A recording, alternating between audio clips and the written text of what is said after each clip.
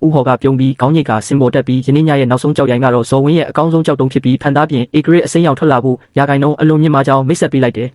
်ဇော်ဝင်းကမျက်လုံးတွေနီးရဲပြီးလောဘရာကြီးနဲ့စင်ပေါ်တက်ကမိုက်ခရိုဖုန်းကိုလူယူပြီးဒီကြောက်တုံးကိုပညာရှင်များစွာနဲ့ကရိယာတွေနဲ့အချိန်ချင်းစစ်ဆေးပြီးဖြစ်လို့ဖန်သားပြင်ဧကရစ်အစိမ်းရောင်ဖြစ်ကြောင်းရာဂိုင်နှုန်းပြည့်တေချပါတယ်လို့အော်ပြောတဲ့ဂျာယန်ကလည်းဘေးကနေကူညီပြောဆိုပြီးလူတိုင်းကိုဈေးပြန်ခေါ်ဖို့တိုက်တွန်းတဲ့မိမိတို့ရဲ့ယုံကြည်မှုကိုပြသတဲ့အနေနဲ့အာမခံကတိစာချုပ်ချုပ်ဆိုမှဖြစ်ပြီးအကယ်၍ခွဲလိုက်လို့ဧကရစ်အစိမ်းရောင်မထွက်လာခဲ့ရင်ငွေအားလုံးပြန်အပ်မဲ့အပြင်လေလံဈေးရဲ့တဝက်ကိုပါရော်ကြီးပေးမယ်လို့ကြေညာလိုက်တယ်မာချင်းရွှေကမျက်မှောင်ကုတ်သွားပြီးဒီလူကဘာလို့မိမိကိုမိမိလမ်းပိတ်အောင်လုပ်နေတာလဲလို့အံ့ဩမင်းမြန်းတယ်မာချင်းဘောကတော့အေးဆက်စွာလှောင်ပြုံးပြီးသူကလေလံဈေးကိုမြင့်တက်အောင်လုပ်တာဖြစ်ပါတယ်အောင်မြင်တော့တညာရဲနဲ့နာမည်ကြီးသွားမှာဖြစ်ပေမဲ့မအောင်မြင်တော့လူပြောရင်ရက်တန်သွားတယ်ကျွန်တော်ကတပြင်းချပြီးမအောင်မြင်တော့သူလုံးဝဘဝပြတ်သွားလိမ့်မယ်လို့အဆုံးသတ်ပေးလိုက်တယ်ပွဲခင်းတွေကလူတွေလည်းအမခံချက်ရှိတဲ့ဒီအယောင်းဝယ်ကိုစိတ်ဝင်စားပြီးဈေးပြန်ခေါ်တန်တွေစူညံသွားတယ်10တန်း30တန်း50 85တန်းအထိမြင့်တက်သွားပြီးနောက်ဟုံနာဟိုင်က trap ပြီးတန်း120ဆိုပြီးဈေးခေါ်လိုက်တယ်နောက်တန်းကဝယ်သူတယောက်ကလည်းတန်း130အထိထပ်မံတိုးမြင့်လိုက်တယ်မာချင်းဘောကကျွန်တော်နားကပ်ပြီးဆရာကြီးလည်းအမခံချက်ရှိတဲ့အယောင်းဝယ်မှုမိမိတို့လည်းပါဝင်တင်တလားလို့မေးလာတယ်ကျွန်တော်ကဇော်ဝင်းကိုလှမ်းကြည့်ပြီးခေါင်းခါလိုက်ရင်မာထေးထေးစီးမြင့်အရာပွဲခင်းကို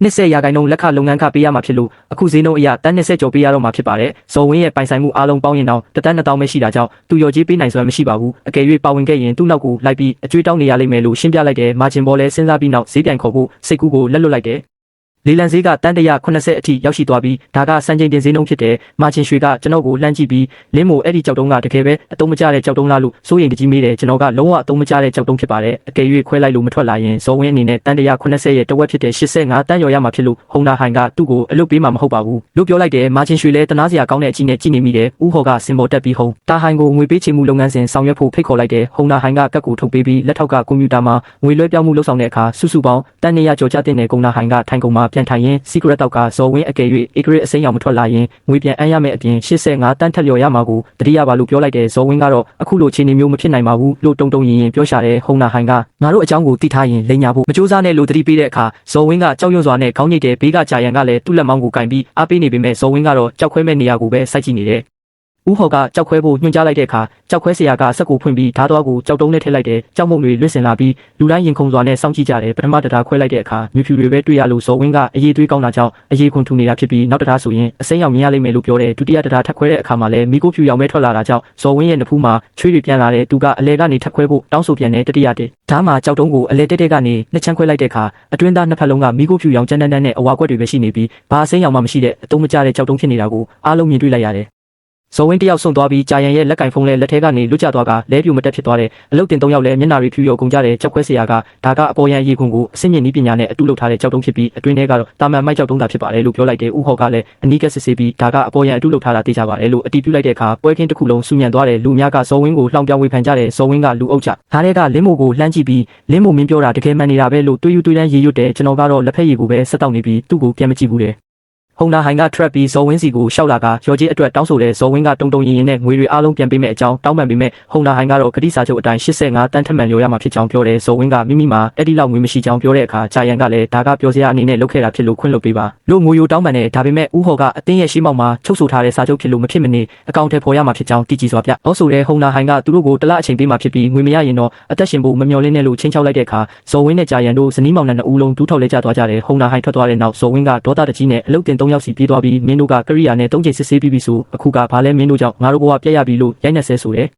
ထို့နောက်သူကတိတ်ခါကိုငဲ့မနေတော့ပဲမာချင်းဘောရဲ့ခြေထောက်နားမှာဒူးထောက်ကမာထေးထေးအခုချိန်မှာချင်းဘောဖွဲ့စည်းကပဲကဲနိုင်မှာတော့တယ်ကျွန်တော်ကိုငွေချေးပေးပါလို့ငိုယိုတောင်းပန်ပြန်တဲ့မာချင်းဘောကကျွန်တော်ကိုလှမ်းကြည့်ပြီးဆရာကြီးလင်းသဘောတူရင်ချေးပေးမယ်လို့ပြောလိုက်တဲ့အခါဇော်ဝင်းကကျွန်တော်ကိုကြည့်ပြီးဘာမှမပြောနိုင်ဖြစ်နေတဲ့ဂျာယန်ကတော့ကျွန်တော်စီအပြေးလွှားလာပြီးလင်းမို့အရင်ကမိမိတို့မှားခဲ့ပါတယ်မိမိတို့ကအမျိုးဆွေတွေဖြစ်ပြီးဂျာလန်နဲ့လည်းညီမအရင်တွေဖြစ်ဒါကြောင့်ကဲတင်ပေးပါလို့ငိုယိုတောင်းပန်တဲ့ဇော်ဝင်းကိုလည်းကျွန်တော်ကိုတောင်းပန်ဖို့တိုက်တွန်းတဲ့အခါဇော်ဝင်းကလည်းသူမှားခဲ့ကြောင်းဝန်ခံတောင်းပန်တဲ့တပွဲလုံးတိတ်ဆိတ်သွားပြီးလူတိုင်းကကျွန်တော်ကိုစိုက်ကြည့်နေကြတယ်ကျွန်တော်ကအေးဆက်စွာရေမောလိုက်ရင်လွန်ခဲ့တဲ့တစ်နှစ်ကဂျာလန်ဆေးရုံတက်ရစဉ်ကသူတို့စီကငွေ1000ချေးရုံကိုညှင်းပယ်ခဲ့ပြီးလှောင်ပြောင်းခဲ့တာတွေကိုပြန်လည်တတိယမိတယ်အခုလိုချိန်မှာမှအမျိုးဆွေလို့ပြောနေတာကိုရွှေရှာမိတယ်ကျွန်တော် trap ပြီးဒါကမိမိတို့ကိုတိုင်းပြုလုပ်ခဲ့တဲ့အဖြစ်ဖြစ်လို့ကျွန်တော်နဲ့ဘာမှမဆိုင်ပါဘူးလို့တင်းငိမ့်စွာပြောကြားလိုက်တဲ့ဂျာယန်ကိုလည်းဂျာလန်ဆေးရုံတက်စဉ်ကတပြားမှမကူညီခဲ့ပဲအခုမှလာပြောဆိုနေတာကိုဖယ်ရှားလိုက်တဲ့ထို့နောက်မာချင်းဘောကိုပွဲပြီးပြီဖြစ်လို့အိမ်မှာဇနီးတွေစောင့်နေတာကြောင့်ပြန်တော့မဲ့အကြောင်းနှုတ်ဆက်လိုက်တယ်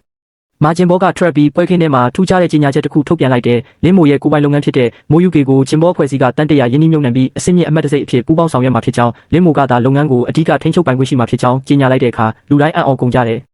ဒါကလင်းမိုရဲ့အရေးချင်းကိုအတိမတ်ပြတာဖြစ်လို့လူတိုင်းကချီးကျူးကြတယ်ဇော်ဝင်းနဲ့ကြာရန်တို့ကတော့နောက်တကြီးစွာနဲ့ကြံရစ်ခဲ့ပြီးဟုံနာဟိုင်ရဲ့လူတွေကသူတို့ကိုခေါ်ဆောင်သွားကြတယ်ကျွန်တော်လည်းမာဂျင်ဘောတို့ကိုနှုတ်ဆက်ပြီးအိမ်ပြန်လာခဲ့တယ်မိမိကိုယ်ကိုလွတ်လပ်သွားတယ်လို့ခံစားရပြီးနောက်ပွင့်မဲ့အနာဂတ်အတွက်စိတ်အေးချမ်းသာရှိလာတယ်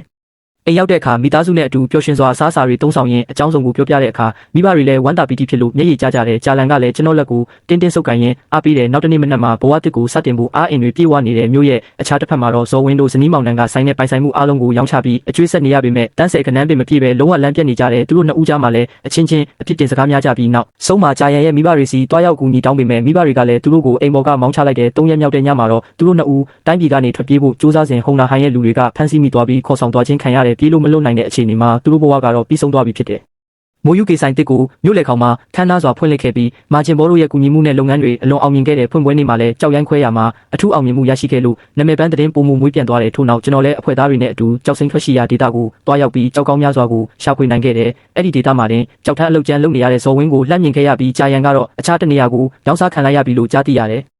ကျွန်တော်ကတော့သူတို့ကိုဂယုမဆိုင်ပဲလှည့်ပြန်ခဲ့တဲ့3လအတွင်းမှာလုပ်ငန်းကနေအမျက်ဆုံးများစွာရရှိခဲ့လို့ကြာလန်ကိုစေကူတာမှုခံယူစေပြီးအင်ကြီးအိမ်ကောင်းတဲ့မိဘတွေကိုထားရှိနိုင်ခဲ့တဲ့နောက်ပိုင်းမှာကြာလန်ရဲ့မိဘတွေလာရောက်ကူညီတောင်းပေမဲ့ကျွန်တော်တို့ကတော့ထိုက်တန်တဲ့ထောက်ပံ့မှုကိုတာပေးပြီးဝေးဝေးမှာပဲနေစေခဲ့တယ်နောက်ထပ်3လအကြာမှာကြာလန်မှာကိုဝင်ရှိလာပြီးကျွန်တော်တို့ရဲ့မင်္ဂလာပွဲကိုခမ်းနားစွာကျင်းပခဲ့တဲ့ပွဲကိုလူကြီးလူကောင်းများစွာတက်ရောက်ချီးမြှင့်ကြပြီးအလွန်စီကားတိုက်မြိုက်လာတဲ့တစ်နှစ်တာကုန်းဆုံးသွားတဲ့အခါခရစ်စမတ်အချိန်ခါသမယမှာမိသားစုနဲ့အတူနှွေးထွေးပျော်ရွှင်စွာရှိနေစဉ်သတင်းထဲမှာစော်ဝင်းတယောက်ထွက်ပြေးဖို့ကြိုးစားရင်းတေဆုံးသွားတဲ့သတင်းကိုကြားလိုက်ရတယ်ကျွန်တော်ကတော့သတင်းကိုပိတ်လိုက်ပြီးဇနီးတဲ့နဲ့ရင်သွေးငယ်လေးကိုသာယူယူရပွေ့ဖက်ရင်းတာယာလှပတဲ့အနာဂတ်စီတို့စိတ်အေးချအန်တာစွာနဲ့ဆက်လက်လျှောက်လန်းနေတော့တယ်